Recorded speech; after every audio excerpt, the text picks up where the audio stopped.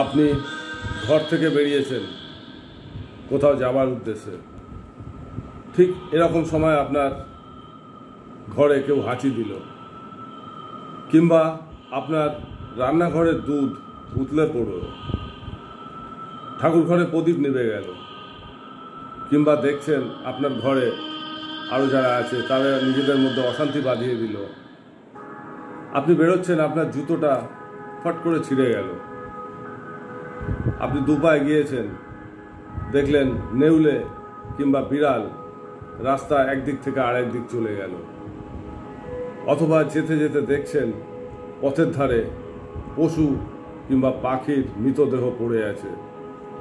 যদি এমনটা দেখেন আপনার যাত্রাকালে, ফিরে আসুন, বাড়িতে চলে আসুন। তার কারণ এই যাত্রা আপনার শুভ নয়, আপনার জন্য ভয়ঙ্কর কিছু অপেক্ষা করছে।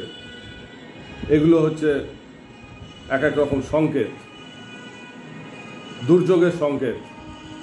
এগুলো না মেনে বাড়ি থেকে বেরোলে আপনার জীবনে এমন কিছু ঘটনা ঘটে যেতে পারে যার জন্য আপনি তৈরি ছিলেন না।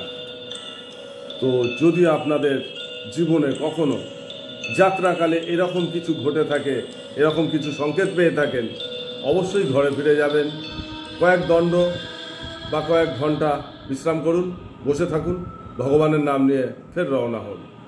ভালো থাকুন, শুভেচ্ছা রইল।